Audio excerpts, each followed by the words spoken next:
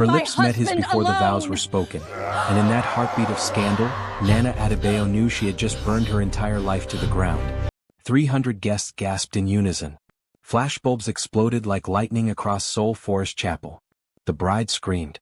And Nana, a 27-year-old Nigerian woman working as event staff, stood at the altar with the groom's face inches from hers, holding a phone that would destroy a billion-dollar empire. Minjun didn't pull away. For 3 eternal seconds he stood frozen, his lips against hers, his eyes wide with shock. Then Nana broke the kiss and held up the phone, her hand trembling but her voice steady.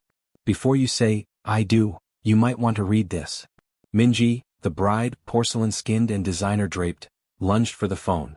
She's lying. She's a thief. Security. But Minjun had already taken it from Nana's hand. His face went pale as he scrolled. Then white. Then something colder than white, something that looked like the death of hope. He looked at Kang Hyunwoo, his best friend since childhood. His CFO. The best man standing 5 feet away. Hyunwoo's smile finally cracked. Minjun, he started. Let me explain. Arrest her, Minjun said quietly. For one horrible moment, Nana thought he meant her. But his finger pointed at Minji. The chapel erupted into chaos. But let me take you back 60 seconds. Because what Nana did wasn't madness. It was the only sane choice in a room full of beautiful liars. She was a last-minute event assistant for the Yoon Whitmore wedding. Her job was simple. Refill soju glasses. Arrange napkins. Move like air through a room of Korea's elite who wouldn't blink if she vanished mid-sentence. And during the processional, while 200 million won worth of flowers perfumed the air and a string quartet played Pachelbel, Nana caught something no one else saw. The bride's bouquet pulsed with light. Minji Park had a phone hidden in her flowers. And as she pretended to adjust a rose, her thumb moved across the screen with practiced ease. Nana's position near the side entrance gave her a clear angle. She saw the lock screen photo, a shirtless man on a beach, Hyunwoo. The groom's CFO. The best man standing 5 feet away with a smile that didn't reach his eyes. The wedding program listed the groom's birthday, September 3rd. Nana watched Minji type 0903 to unlock the phone. She tried to do the right thing. She moved toward the bridal party, intending to whisper a warning. Minji's aunt blocked her path instantly. The older woman's eyes swept over Nana's dark skin, her simple dress, her staff badge.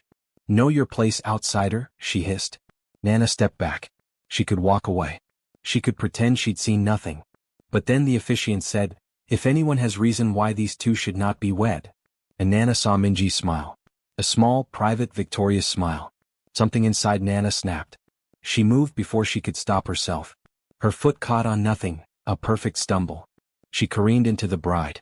The bouquet dropped. The phone clattered against marble like a gunshot. Nana grabbed it. Her fingers typed 0903. The screen unlocked to a text thread between Minji and Hyunwoo. Explicit photos. Financial documents. And the final message sent 20 minutes ago.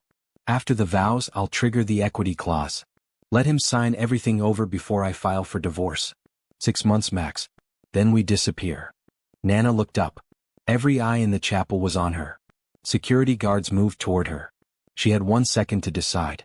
So she grabbed Yoon Minjun's face and kissed him. That night, Nana sat in the back of a police station for 4 hours, answering questions in halting Korean and broken English, explaining again and again that she wasn't part of any conspiracy. She was just a waitress. She just saw something wrong. By midnight they let her go with a warning. She had spent 3 years in Seoul learning one essential truth. She wasn't supposed to be seen. Black dress. No perfume. Eyes down. That was the uniform of the invisible. She'd worked her way up from cleaning apartments to managing small events, sending every spare one back to Lagos for her younger brother Chidi's university fees. Her mother had died when Nana was 22. Cancer, the slow kind they couldn't afford to treat properly. Nana had promised her 2 things before she passed. Get Chidi through university and build something of her own. Korea was supposed to be opportunity. Distance. A place to become someone new. Now the door to her apartment was padlocked. A notice was taped to the handle. Property of Yoon Group. Tenant lease terminated effective immediately. Nana's hands shook as she pulled out her phone. Her banking app wouldn't load. When it finally did, the screen showed a single line. Account frozen, pending investigation. A text arrived from an unknown number. Go silent, or your F4 visa is cancelled by 9 a.m. Nana sank to the floor of the hallway. She had barely any cash left. No home. No money. And in 8 hours, potentially no legal right to remain in the country. She thought about calling Chitty. Telling him his tuition was gone. Telling him their mother's dream would die in a soul alley because his sister couldn't keep her mouth shut. Instead, she picked herself up. Found a 24-hour bathhouse. Paid the entrance fee with the last of her cash. And lay on the heated floor, staring at the ceiling, wondering if doing the right thing always felt this much like drowning. She woke to a message from Minjun's office. 4 words, Yongsan Station. 6 a.m. Come. Nana arrived at 5:45, her single bag clutched against her chest. She expected lawyers. Threats. Maybe a one-way ticket to Lagos. Instead, she found Yoon Minjun standing alone on the platform. No suit. Just a gray hoodie, dark circles under his eyes, and the look of a man who hadn't slept. Walk with me, he said. They walked through the station, out into the gray soul morning. Finally he spoke. The board thinks I'm unstable. The scandal? He laughed bitterly. My fiancé was stealing from me with my best friend, and somehow I'm the liability. Shareholders are meeting next week to vote on my removal. Nana said nothing. I need a wife, he said. A real one. Or at least someone who looks real. Someone loyal. Someone the board can't buy. Nana stopped walking. You want to marry me? Contract marriage. 1 year. Public appearances only. Separate rooms. Full exit after 365 days with enough money to restart your life anywhere you want. I'm not for sale. I know. He pulled out his phone, showed her a screen. That's why I'm not buying you. I'm asking. The screen showed a wire transfer. 5 million won to her frozen account, marked, emergency funds, no conditions. Below it, a tuition payment. Her brother Chitty's university fees. Paid in full for the next 2 years. Nana's throat tightened. Why would you do this? You don't even know me. You kissed me in front of 300 people to stop me from marrying a woman who would have destroyed me. His voice cracked slightly. That's more loyalty than I've gotten from anyone in 10 years. She should have said no. Every survival instinct screamed at her to run. But she thought about Chitty. About her mother's dying wish. About the visa that could vanish with a single phone call. 1 year, she said. And I want it in writing that you can't cancel my visa. Done. They signed the contract 3 hours later. And just like that, Nana Adebayo became the wife of one of Korea's richest men. She told herself it was purely transactional. She was wrong. The first month was careful choreography. Nana moved into the Gangnam penthouse, took the guest room farthest from Minjun's, and learned to navigate a world of drivers, assistants, and endless security protocols. Minjun arranged for her to work at a small cafe he owned, under a false name, away from the spotlight. She poured coffee. She arranged flowers. She pretended to be normal. But normal kept getting interrupted. One night, she came home late to find Minjun in the kitchen, attempting to cook ramen and failing spectacularly. The pot was boiling over. The noodles were mush. And for the first time since she'd met him, he looked almost human. My housekeeper quit, he said sheepishly. Apparently she's afraid of this scandal wife. Nana laughed, genuinely laughed, for the first time in weeks. She took the pot from him, threw out the ruined noodles and started fresh. They ate together at the kitchen island. It was 1 a.m. The city glittered beyond the floor-to-ceiling windows. From the hallway, a soft mechanical click sounded, like a camera adjusting its angle. Can I ask you something? Minjun said. You're my husband. Apparently you can ask me anything. A small smile. Why Korea? Really? Nana stirred her noodles. Opportunity. Distance. A place where I could be someone new. She looked at him. Your turn. Why does a billionaire look so lonely? Minjun set down his chopsticks. My father killed himself when I was 16. Left a note that said he was tired of pretending. My mother? He paused. She decided I would never be tired. She decided I would be perfect. Every school, every achievement, every relationship. Curated. Controlled. Including Minji? Especially Minji. His jaw tightened. My mother chose her. Said she was appropriate. I didn't know until the wedding that appropriate meant she was already in my mother's pocket. Nana reached across the island and touched his hand. Just briefly. Just enough. Maybe, she said softly, we're both done being controlled. His eyes met hers. Something shifted. Then Nana noticed a red light blinking above the pantry door. Security camera. She was certain it hadn't been there yesterday. Her phone buzzed. She checked it automatically, and went cold. Unknown tracker detected on your device. She deleted the notification without showing him. But as she lay in bed that night, she couldn't shake the feeling that someone was watching. Waiting. Learning where to strike. The first real blow came at the charity gala. Nana wore a dress Minjun's stylist had chosen. Elegant, conservative, Korean. She'd practiced her Korean phrases. Her polite smile. Her deferential bow. None of it mattered. Madame Yoon Ji-hai, Minjun's mother, approached her during the cocktail hour. She was elegant the way a blade is elegant. Silver hair. Designer hanbok reimagined as a power suit. Eyes that calculated Nana's worth and found her wanting. That dress is lovely, Ji-hai said. Italian, isn't it? A pity such beauty has no future here. Enjoy the party. It's the last one you'll attend as my son's wife. She walked away before Nana could respond. Nana's hands were shaking. Later, Minjun found her on the balcony, staring at the city lights. What did she say to you? She told me I'm already gone. I just don't know it yet. Minjun stepped closer. My grandmother used to say my mother keeps receipts on everyone. Records everything. Uses guilt like armor. He paused. I never knew if that was paranoia or truth. Your grandmother sounds wise. She's dying. His voice caught. Hospital. 3 months, maybe less. She's the only person in my family who ever told me the truth. Before Nana could respond, his phone rang. He answered, listened, and his face transformed into something hard and corporate. There's a board issue. I have to go. He hesitated. We'll talk more. I promise. But more trouble arrived before more conversation. Minjun's phone buzzed on the kitchen counter 3 days later. The screen lit up. Mother. He flipped it face down without answering. That same morning, Nana woke to her face on the front page of the country's largest newspaper. The headline screamed across every news site. African outsider paid to ruin Yoon heir. 300 Korean won's million bribe exposed. The article claimed that Nana had received a massive payment from Kang Hyun-woo the day before the wedding. Bank records were included. Screenshots. A paper trail that looked absolutely damningly real. Nana's phone exploded. Her brother called, terrified. Her former boss sent a curt message, don't contact us again. Reporters camped outside the cafe. She sat in the penthouse, numb, watching her life unravel on screen. Minjun stormed in 3 hours later. The board is demanding I annul the marriage. They're saying you were planted. I never took any money. Then explain the transfer. He pulled up the records. 300 million won. Your name. Your bank account. I can't explain something I didn't do. He didn't answer. And his silence was worse than any accusation. That night, Nana didn't sleep. She called in every favor she had. Reached out to Bola, an old Lagos contact who now worked in Korean financial compliance. Begged her to trace the transfer. 2 days later, Bola called back. The money didn't come from Hyun-woo. It was routed through his accounts, but the origin? A shell company in Singapore.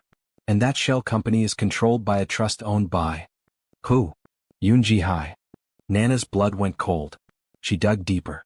Found a voice memo buried in archived files. Something Bola's forensic contact had unearthed. Ji-hai's voice, sharp and commanding, stop the wedding. Use the kiss if you must. Then disappear.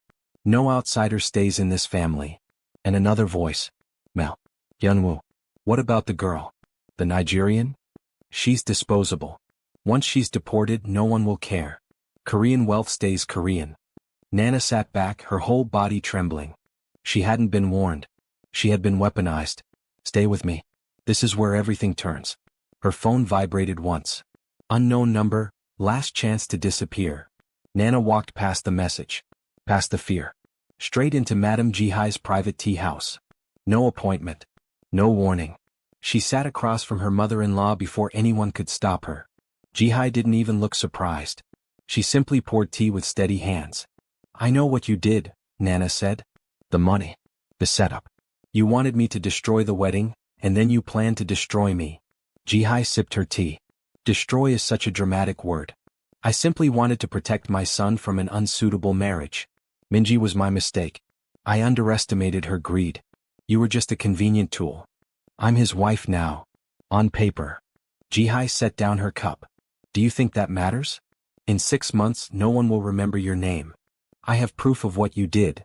Then use it. Ji-hai smiled coldly. But ask yourself, who will they believe? A Korean matriarch with 40 years of social capital? Or an African woman who kissed her way into money? Nana stood. I'm going to tell Min-jun. Do that. And watch him choose his family over a woman he's known for 8 weeks. Blood wins here. It always does. Nana went to Min-jun that night. She showed him everything, the shell company, the voice memo, the evidence. He listened in silence. Then he stood, walked to the window and spoke with his back to her. My mother doesn't operate like this. I have proof. You have recordings that could be edited. Transfers that could be explained. He turned. I want to believe you, Nana. But wanting isn't enough. She left his office without crying. Without screaming. But that night she noticed something strange. Her brother called, sobbing. His scholarship had been reinstated. Full funding. Anonymous donor. Min-jun never mentioned it. But Nana knew. He was wrestling with the truth. He just wasn't ready to face it. The next strike came within the week. Hyun-woo filed a civil suit claiming Nana had defamed him at the wedding. Simultaneously, the immigration office flagged her visa for national security review. Her cafe fired her. Her former landlord testified that she'd been erratic and aggressive. Everything was coordinated, professional, merciless. Then came the call from Chitty in Lagos. Nana, there were men at my university today. They said they were from an international financial crimes unit. They asked about you. About Mom's medical bills. About whether we've received unexplained funds. Chitty, listen to me. Whatever they say, don't answer any questions. I'll fix this. Nana, what's happening? What did you do? She hung up before she started crying. That night, she visited Halmiani, Min-jun's grandmother, in the hospital. The old woman was frail now, oxygen tubes and monitors, but her eyes were still sharp. You came, Halmiani whispered. I needed to see a friendly face. Halmiani gripped her hand with surprising strength. Blood wins here. Jihai believes that. Min-jun wants to believe something different. But wanting isn't doing. What should I do? Run. The old woman's eyes glistened. Run while you can. I can't run. I won't let them win. Halmiani smiled sadly. You sound like me. 50 years ago. She pressed something into Nana's palm. A small jade pendant, an antique ornament. Jihai keeps proof. She believes guilt is armor. Look in her jewelry. The old pendant she gave Min-ji for the wedding. There's more there than decoration. Nana pocketed the pendant. Why are you helping me? Because my granddaughter-in-law should be chosen by love. Not controlled by fear. 3 days later, Halmiani passed away in her sleep. And at the memorial, Nana made her move. She dressed in appropriate mourning white. Stood in the receiving line.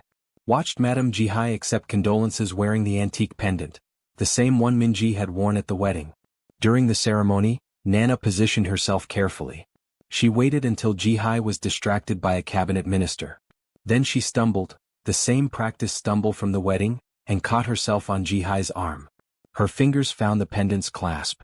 A tiny nano SD card hidden in the decorative casing. She palmed it smoothly, apologized profusely, and disappeared into the crowd. That night, she went to a late-night internet cafe and called Bola again. I need you to decrypt something. And I need it untraceable. 12 hours later, she had everything. The SD card contained recordings. Documents. A complete archive of Jihai's machinations stretching back 15 years. Bribes to officials. Blackmail of competitors. Medical records illegally obtained. And at the very end, Halmiani's voice. I record everything, Jihai. Not for revenge. For the truth. When I die, someone will find this. And your armor will become your cage. Nana emailed copies to 3 addresses. Korea's largest independent news outlet, a human rights NGO that specialized in immigrant cases, and the lead counsel of Yoon Technology's board of directors. Then she waited. The emergency board meeting was called for Friday. Nana wasn't invited. But she went anyway. She walked into the glass-walled conference room where 12 executives sat around a polished table. Min-jun was at the head, his face unreadable. His mother stood behind him, whispering something. Everyone turned to stare at Nana. This is a closed session, one of the board members said. Security. I was invited, Nana said calmly. By counsel. The lead counsel, a silver-haired woman who'd received Nana's email, nodded once. She has evidence relevant to the fraud investigation. I recommended we hear it. Jihai's face went pale. This is absurd. This woman is a what? Nana stepped forward. Go ahead. Say it. Say what you've been calling me for months. African. Outsider. Disposable. Silence. Nana placed her phone on the table.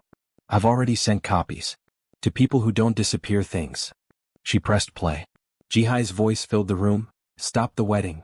Use the kiss if you must. Then disappear. No outsider stays in this family. Then Hyunwoo, what about the girl? She's disposable. Once she's deported, no one will care. Korean wealth stays Korean.